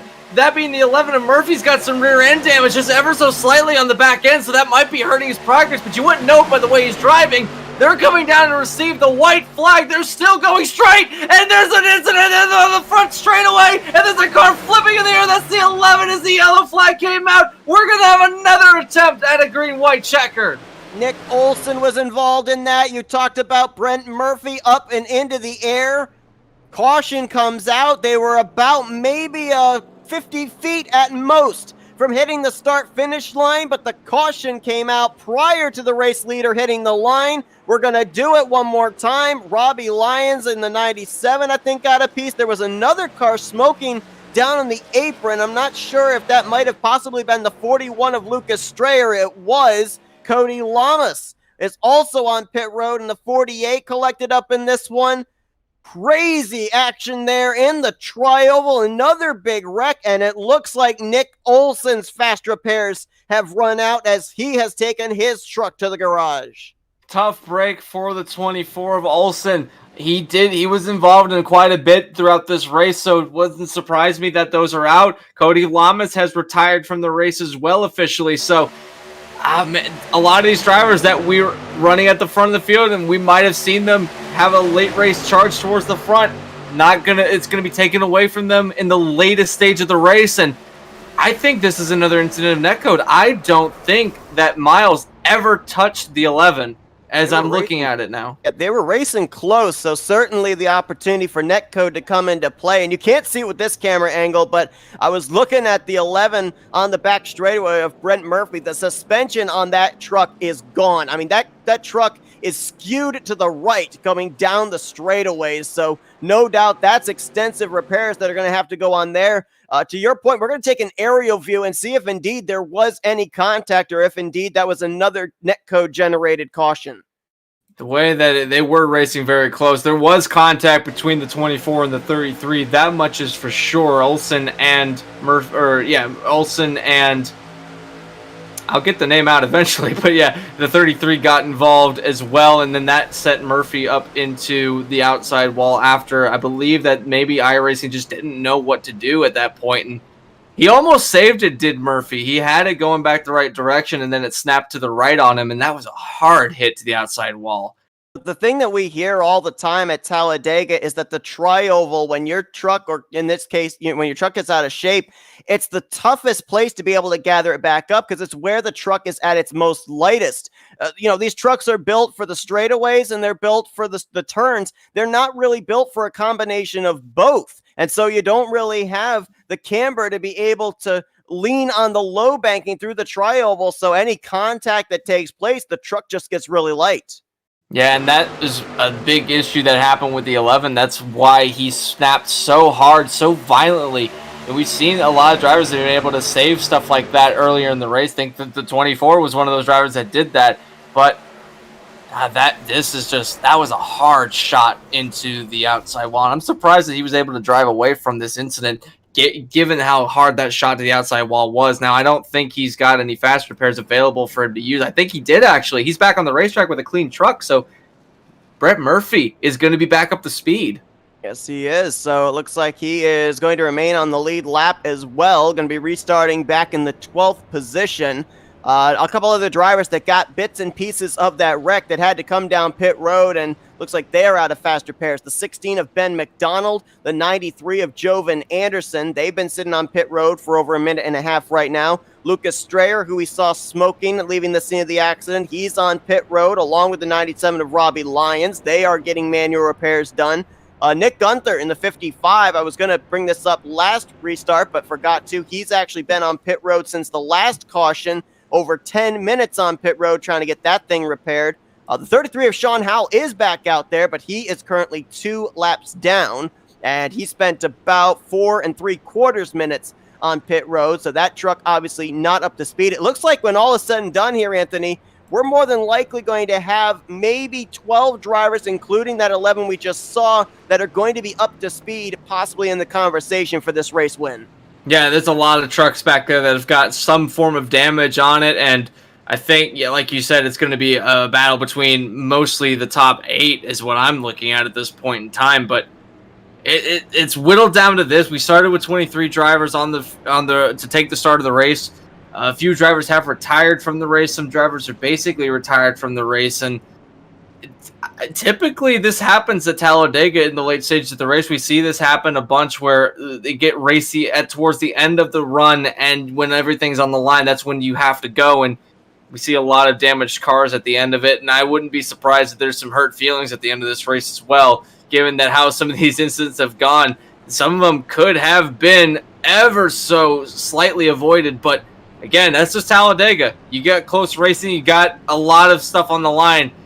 You kind of throw all courtesy out the window in the late stages of the race, but we're about ready to go for our second overtime attempt. It's going to be Lucas Cram and Brendan Hoff again, first and second place. And Seth, we saw them almost get to the line that last time. That could have been the race ender. If it got any closer than that, I think we would have been seeing Cram as the winner of the race, but we have a long way to go still, and if they still don't get back to the line on this run, we might have another attempt at it again. How much can these drivers go on fuel? Because we've seen a lot of these drivers go 29 laps. I don't think we're going to have that many overtimes, but, you know, we don't know for sure what these guys' tire situation is or what these guys' fuel situation is. You know, it's interesting you bring that up because we actually did have a driver come down pit road under this latest yellow. That was the 2 of Bryn George, and he topped off the fuel tank. So, yeah, it may be questionable of just how much further these drivers can go with what's in the tank. But, boy, we talked about saving those fast repairs till the end. Boy, that helped Brett Murphy. But there's a couple guys up here towards the front that we know have already utilized at least one of their fast repairs. It's Cram, Hoff, Jones, Miles, and Gale, the top 5 as we get ready to go back green. It's our second attempt at an overtime green-white checkered at Talladega. Waiting for the flagman to give us the green. He's got it in his hand. We're back to green, and this time it's going to be Hoff on the outside line that gets the better run at the line, and he's going to take the lead momentarily, but now the inside line. We see this at the super speedways a lot where the outside line gets the start, and then the inside line really kicks in, and there was a lot of pushing by the 87 of Jones going through turn 1. Now they're coming out of turn 2. Still dead even, basically. The outside line trying to get something going, and now the inside, they're starting to use the apron. That's Gerald Campbell, the 31. He's going to take them 3 wide there, putting a car in the middle. I think that's Brady Floyd in the 20. He's going to try and merge back up is Campbell, but Floyd doesn't have to give him the room, and there's going to be a spin. That's going to be a wreck in turn 3. It's down in the grass. Mumo is going to be out of shape. He saves it. I think we're going to still remain green here through the tri-oval. Still green, and now the 22 of Hoff trying to take the lead of the race, trying to get the outside line advantage to work with Miles behind him on the inside. You've got Cram and Jones trying to work together, and now you've got a single car effort on the extreme outside. 1 lap to go at Talladega. What can these drivers do as they go through turn 1 and 2 for the final time? Going on to the backstretch. Who uses the bumper? Who uses the apron as we exit turn 2? Got 4, 5 trucks in that second group, 3 on the bottom. Right now, Brandon Hoff's got the friends on that second line. Benjamin Miles shoving him for all he's worth. That last time by at the stripe, it was crammed by a splitter. This time, it's half a truck length advantage to Brandon Hoff through 3 and 4. On the outside line, there's a 2-truck tandem starting to happen. You've got, I believe that's Treywick, and I think that's going to be I think that's Gale. That's not Gale. I don't know who that is on the outside line. That's Ron on the outside line on the apron. Here comes Gale. There's turning to the line. 4 wide. 3 wide. It's going to be the 22. Brandon Hoff edged him out. 4 wide at the line. There was drivers on the apron. There was drivers that got shot up through the reveal. But at the end of the day, the 22 of Hoff has been able to hold on. What a fantastic run down to the line. I cannot believe they were able to hold on to that. Brandon Hoff edges out Cram, Miles, and Floyd in that 4 wide finish. And get this, top 4 to the line, separated by 25 one-thousandths of a second. What a run to the line. You could put a piece of paper between those gaps that were at the end of the race. And man, Hoff, Cram, Miles, Floyd, all 4 wide at the line. That was a great run by Floyd at the end of the race. He had a wicked run at the end and almost took this win away. If he had a little bit more, I think that Floyd might have been a contender for something higher than he finished, but give credit to Hoff. He was able to hold off the charges that were happening. There was a lot of drivers etching at that win, but he was able to keep on holding on and now gets to burn it down. He wins the Thanksgiving Day special for the NNSCRA, and man, he can go into Thanksgiving being thankful for not only a win, but a fantastic win, aching out 3 other drivers. And I'll tell you one other thing here about Brandon Hoff as well. He really had to work on those last 2 restarts because those 2 restarts were entirely different for him. Lucas Cram, we're going to go back here and look at the photo finish here, but I mean, Lucas Cram on those last 2 restarts had the 87 of Jones there with him. But Hoff, on the other hand, on the restart prior, he had the 11 behind him that was helping to push. And then after that, the restart following, it was Benjamin Miles. So it was 2 entirely different drivers that he had having to work with him in that second groove. And again, as we've said, drivers that you may not necessarily be familiar with, having to rely on them to be your pusher going to the checkered flag. And I'm shocked that that second groove was able to get the run it was able to through 3 and 4, and then just everything broke up through the tri-oval with drivers going up to the third groove, drivers going down to the apron, leading to this photo finish here at the line. And what a photo finish it is. If you're looking at it right now, that is one heck of a finishing order. And I think to your point, it really did break down in the tri-oval when the 33 and the 56 kind of abandoned Hoff on the outside line and went to their own line. Miles tried to get a run with Treywick. Treywick had to push Miles across the line. He was basically pushing him, trying to get him towards the finish of the race. If he had a little bit of extra track, I think he would have been able to do it. The 44, he was left out to dry way before the tri-oval started. Actually, there was a wreck that happened behind between the 87 of Jones and somebody else. I think that was going to be Muma that was involved in that one. They ended up getting involved on an incident entering the tri-oval. Well, that took all the air out of the inside line. That allowed the 20 of Floyd to have that run from the outside line, slingshot down to the inside line, tried to make it work, but at the end of the day, 22 of Hoff had just enough to ache out, and I don't think you could have scripted that finish even if you tried. That was fantastic. And with everything we saw there from turn 4 to the tri-oval, tremendous credit to iRacing themselves for the physics and the ability of drafting that they have put into these trucks, because you look at the 20 there on the inside, the 33 of Benjamin Miles, these were runs they generated by themselves with nobody being able to push, to push them to get them up there. I mean, Benjamin Miles nearly by himself was able to steal this win up on that outside line. You and I, Anthony, we've raced over on other sims. It's so difficult to generate a run sometimes without the aid of somebody else, but so many different moves were able to be made in this 4-wide photo finish of drivers doing it by themselves without the aid of a drafting partner.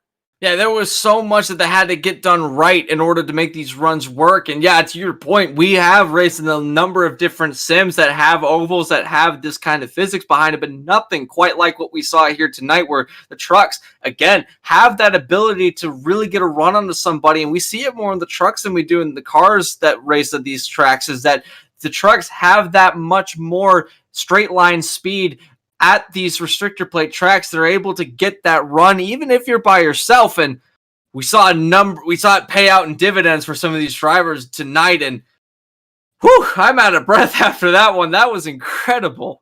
Well, no doubt about it that photo finished the perfect backdrop here for the race results. Brandon Hoff with the win. Lucas Cram brings it home second. Benjamin Miles in third. We'll be talking to those three momentarily. Brady Floyd in fourth. Blake Trawick and Steve Rada, they tried to make something happen together there out of turn 4. Couldn't quite generate the run. They're going to get fifth and sixth. Brent Murphy, how about that? Up into the catch fence during the first green-white checkered, uses the faster pair. He'll finish in seventh. Stephen Gale in eighth. Bryn George will be ninth, and completing the top 10 is going to be Cody Atkins.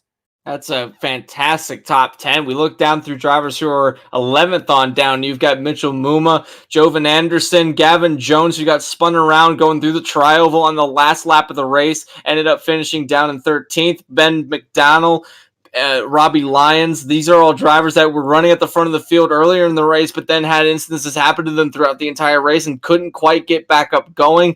Jared Campbell, Sean Howell, Cody Lamas, Lucas Strayer, Nick Olson, who was running at the front of the field quite a bit and then got involved in the penultimate incident that took him out of contention.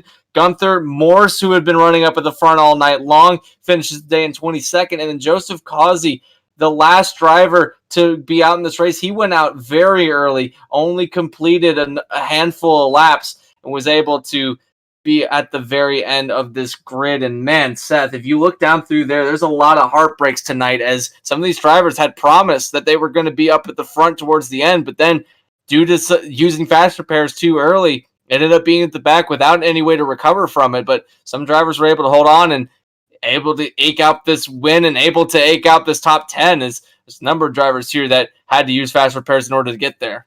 But again, as we said, Anthony, at the top of the program, it's a special event which amps up the aggressiveness. At the same time, it kind of quells the disappointment because, yes, you lost out on the cash prize, but it's not like there was points, like there's a championship at the end of the season on the line. So it's one of those bitter pills that you actually can swallow, knowing that, it was a special event race. And yes, you aren't the winner of the race, but there's not repercussions further on down if it were a season event. Indeed so, but as we stated earlier, some of these drivers may not like each other too much going out of this race, and they got to take that baggage into the next league races that they have in their respective leagues. And I love inhibition races. They put on quite a show, and we got to see one tonight. And man, no repercussions is something that we keep bringing up. There really isn't as far as points and all that go, and we really got to see what these drivers can do when all the chains are thrown off. They're not thinking about a championship. They're not thinking about points. They just go out, foot down on the floor, 100%. Fantastic runs from everyone tonight. Something that is, I think, to me, special to watch these drivers really get to showcase their talent at the biggest and fastest track that you can have in this discipline. And it just never gets old to me. I could watch this all day long. Absolutely. Well, we're out of breath and exhausted. I can't imagine what these drivers, how tired they must be. Let's see if we can get some interviews with some of our top 3 finishers. How about the 33 of Benjamin Miles, who brings it home in third? Hey, Benjamin, it's Anthony and Seth up here in the Flatout Racing Network. You got us? Yes, sir. Well, man, I mean, you and I have known each other for a while, but it's the first time I've actually gotten to see you iRace out there. Man, you had a heck of a run. You bring it home third. We saw you almost nick those guys at the line. What little bit more did you need? Was there an opportunity, you think, if you'd made that move a little bit earlier to maybe side draft and edge them, or was that the best you could get there out of the tri-oval? Well, as you guys not know, I got 2 resets left. I've used it once. I got a little buck on my right front, so that might have lost a little bit of speed there, but overall, my 33 truck was great. I was taking the mostly mid pack, but near the front at the beginning because I tried to get a feel which one could work with. But wow, I'm lost for words. I almost pulled it off. Like almost pulled it off. Oh, I mean, sorry, go ahead. I was just going to ask him real quickly here, too. I mean, you talk about those two faster pairs. We're at a track that is known for if you take a hit, more than likely you're going to have to use a faster pair to be up to speed. So, how difficult in a 55 lapper here at Talladega Superspeedway was it to not only position yourself to be away from those wrecks, but also kind of stretch out those two faster pairs so that way you had a clean enough truck in the closing stages? Man, I have no idea. But I know early in the race I was involved in a couple accidents here and there. That cost me like up to 30 seconds of repair. I was like, tell myself, if it's not bad, I don't have to worry about it. If it's like more than 30 seconds, like let me just use it. But I tell myself, just in case the green white checker happens, at least I have two. And lo and behold, it lucked out. And also before the first green white checker came out, I penalized myself and I kind of jumped the start. So that made me miss the whole big wreck, which I'm glad I missed. So, whew, I'm out of Yeah. breath. You and me both. That was intense watching you guys go around, but you guys look like you were having a great time out there. Just being able to go out, have a special event. It's towards the holiday season, so it kind of makes it extra special going towards that we're starting the holiday season here in America. But it just from your perspective, knowing that there wasn't anything that was holding you back, knowing that you could race 100% all race long, what is your mindset as a driver going into something like this where there's really nothing holding you back? What do you do when you get into some of these tight situations where you could back off, but you know that you can't? And seeing that now, because you didn't, you ended up finishing third place, which is pretty good considering that this, I think, is one of the first times that we've seen you on iRacing here. Yeah, it's true. But I've been racing for a few years in different leagues here and there. But Vega is not my favorite track. I will say that. So when go balls deep, no yellow flag, no yellow line. I'm like, oh, that's gonna happen. Let me just chill. Oh, And man. I will say this though. First off, I hope everybody's okay. Enjoy the holidays. As for me, I'll be chilling with my family this week. So, and I see all my friends and family watching TV. Hi, everybody at home. They saw me just race just now, so it was like to cheer me on near the end. So, Well, I mean, Benjamin, a great run for you here tonight. Congratulations, especially after we saw you looped around there in turn one. So quite a comeback run for you here this evening. Congratulations. Sponsors, shout outs, thank yous. What do you got for us? oh, well, shout out to Marriott Hotel, the model job, of course. They actually, one of my coworkers actually just texted me just now to congratulations, P3. That just happened just now. Also, want to thank my family to support me this race, and I'm happy with that. Also, shout out to it's a different league, but Nork and NXRL. They helped me out from PS2, PS3 days. Also, you guys to set up a great program tonight. So God bless you, and I hope you guys able to have a good show. Love the show. Well, that's Benjamin Miles. Brings it home after a thriller P3 and a photo finish here tonight at Talladega. Once again, congratulations there, Benjamin. Well done, and hope you had a blast. Oh, I definitely did. Shout out to y'all. Thank you. Let's see if we can get the guy that led us to the green there for that final green-white checkered, but came up just a little bit more than 100th short, and that's Lucas Cram. Hey, Lucas, it's Anthony and Seth up here in the Flatout Racing Network studios. You got us? Yes, sir. Well, man, I mean, we saw you steadily work your way to the front after getting involved in some early issues there. I mean, a lot of times drivers tell us the front is the safest place on the racetrack, but with all the mayhem we saw, were you kind of a little bit worried knowing you'd already utilized one of your faster pairs? Yeah, when I worked up there, I mean, actually entering the race with 55 laps with two fast pairs, I knew that, it wasn't going to be much of an endurance. So I decided to race up there and obviously got killed pretty bad there. So I then had only one left, and I was like lap 5, and so especially with the no yellow line rule, the pack was kind of crazy all race long. So I decided just to kind of chill in the back and save some fuel in case that came into play at all, and it worked out great with those pit stops. Everybody in Discord I was with, we kind of all got together, and it was pretty much just us with a few others scattered in there. So I figured that was going to work out well until that caution came out, obviously, and set up that finish. But yeah, just played it safe, which is not something I usually do on plate tracks, and it worked out for me though with the pit stops and everything. Yeah, those two final green-white checkered finishes, or I should say restarts, you were the race leader at the time. You came up just short there at the start-finish line. If you could go back and maybe do something different in the Tribal to edge out that 22, what would it have been? Block the 20. I saw behind me, Gavin lost help, but then he got turned. So at that point, I didn't even I didn't know the 9 was going to the outside of Brandon, and so I thought they were just gonna obviously pass me, and I didn't think it mattered. And so I saw that 20 like dart low there with a huge run, and I knew if I tried to block him, I was gonna probably have a pretty good chance of turning myself. So I decided just to not do that. And I didn't even realize that the 9 pulled out a line there, and I only lost by that much. So I think if I'd have been able to block the 20 and got his momentum on my truck, I could have beaten Brandon right there at the line. But I guess hindsight is 2020, so I can't do much about it now. Yeah, there was a big run from the 20 going down onto the inside line. It really was that close at the end of the race between you guys, and everyone kind of imploded behind you guys. The inside line seemed like it was one of the faster lines throughout the restarts, and then later in the run, the middle line kind of got the advantage. But knowing that was the case, did you ever think about dipping below the yellow line to even try to get anything going? Maybe try to get some people behind you to dip down onto the back straightaway? Because it was legal tonight, and you touched on that having that little bit thrown into this race really did influence the way that some of these drivers ran their race. It was like Campbell down on below the yellow line quite a bit this race, but did you ever think about going down there to see if there was any advantage that you could have gotten and maybe gotten in front of the 22 and the 33 and really got out in front and really solidified this win tonight? Or was there's really nothing else you could have done?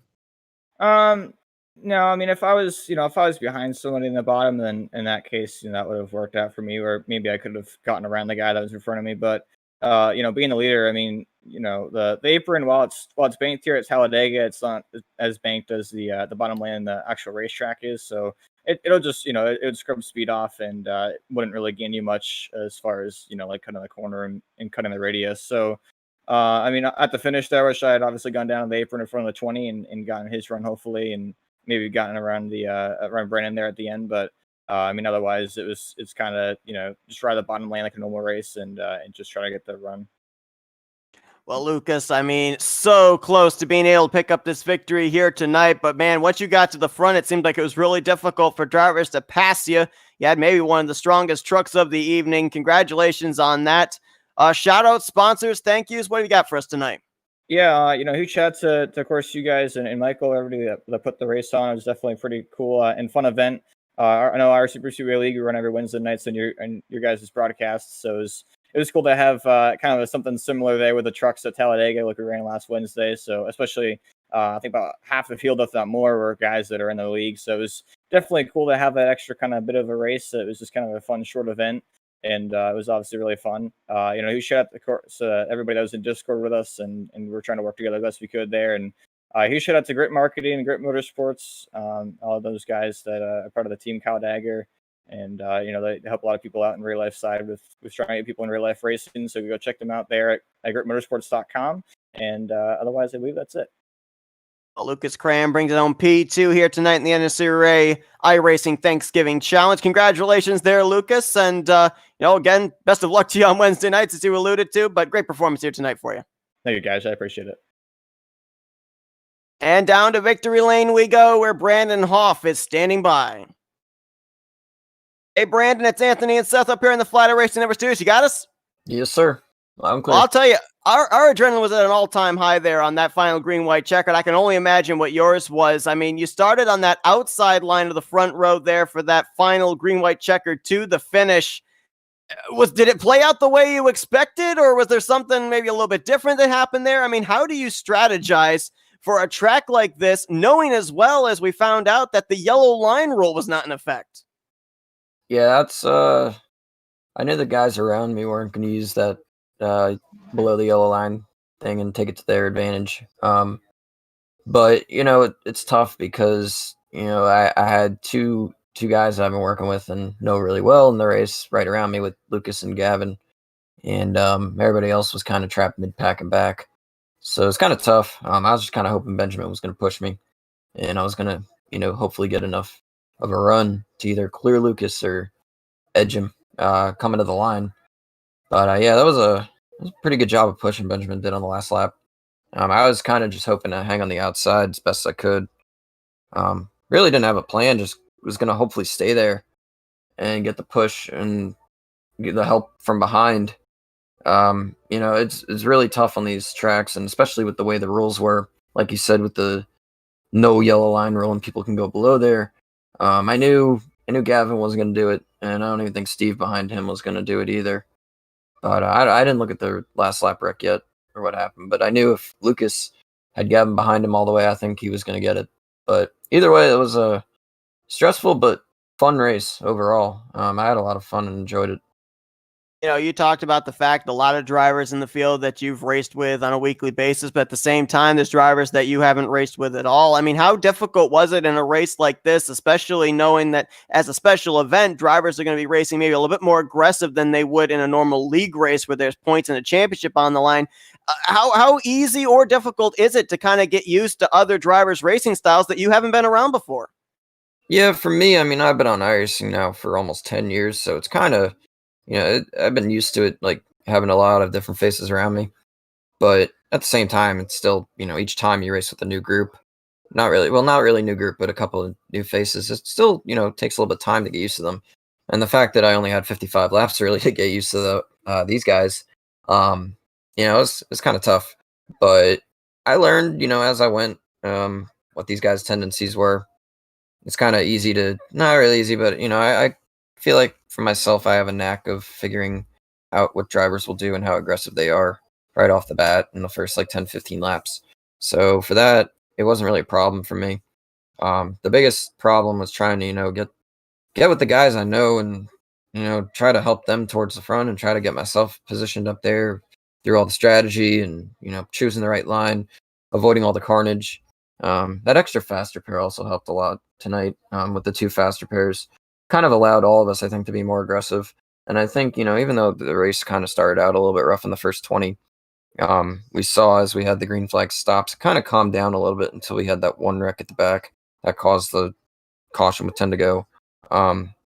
When you have an extra faster pair in there, it allows a lot of guys to be more aggressive than they usually are. So that was another aspect of it. But no, I mean, towards the end, you had a few guys who weren't damaged overall, and I just had to find the right guys to work with, and luckily I had Benjamin behind me, and sadly, Lucas, Gavin got wrecked there and kind of caused the last lap wreck, I guess. But yeah, I mean, for me, it's not too difficult to figure out these guys as we go along. Just glad I got with the right line and edged Lucas and Benjamin to the line.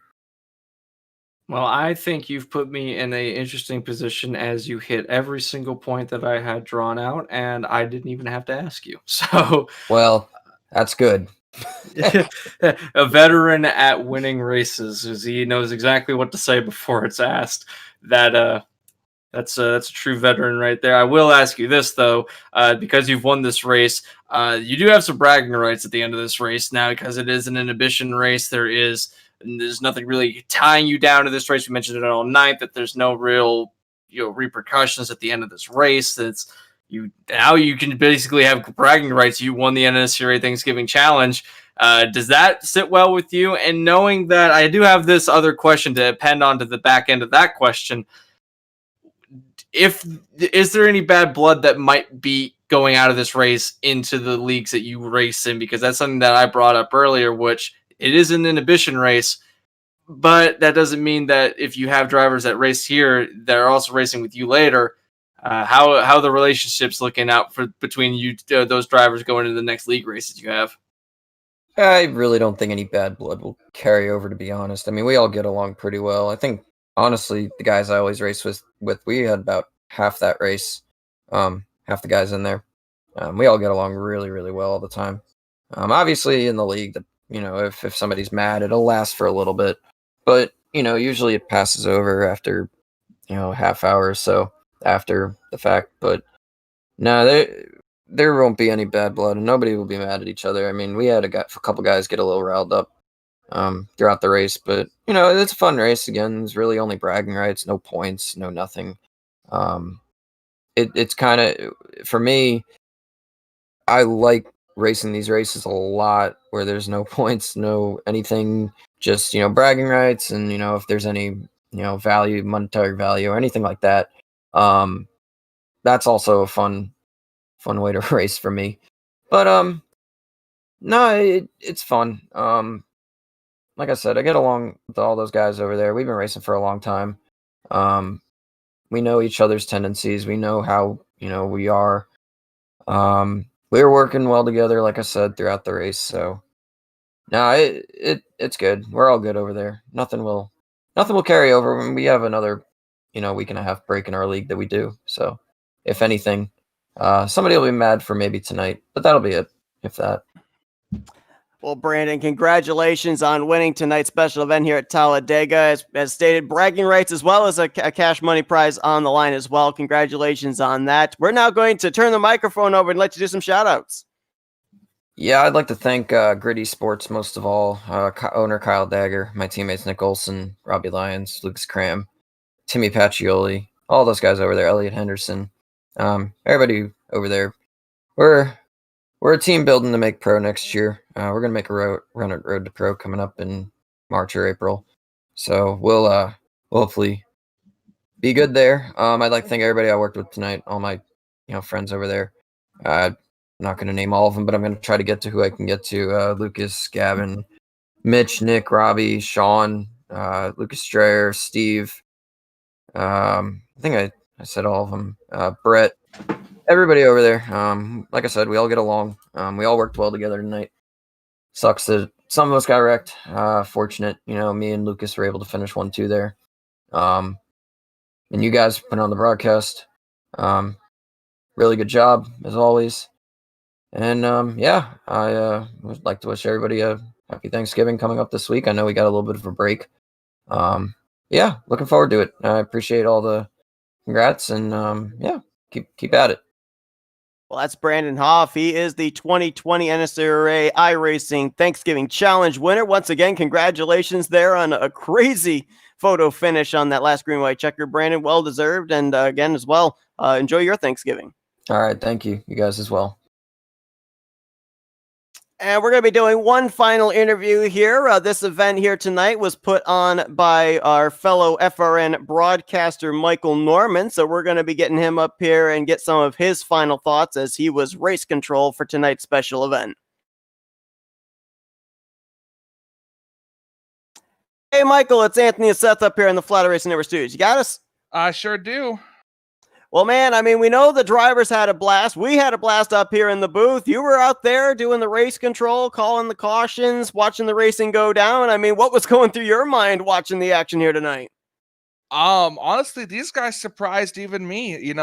I figured some people would be 50-50 on the whole yellow line rule, but I really wanted it to be like not in there. So I wanted the extra X factor, if and it turned out to be exciting. Just I was listening to you guys having so much fun up here, so I guess I can safely assume that you guys enjoyed watching it. Oh, no doubt about that. It was crazy racing all the way through from start to finish. A thing about this race that I also noticed as well was, you utilized the trucks here tonight. And we noticed just how much of a run these trucks are able to get, even without the aid of a drafting partner. Did that surprise you as well, especially with the fact that when they were double wide coming off turn 4, we end up with that 4 wide situation at the start-finish line? Oh, I was loving every bit of it. I knew that was going to be a case, man. I was just, I was pulling and watching, and I kept my eye on the restart. I don't know if you guys noticed it or not, but Benjamin, he actually rebounded from a penalty he got on on the second to last restart when he changed lanes before the start finish line and had to serve an EOL penalty.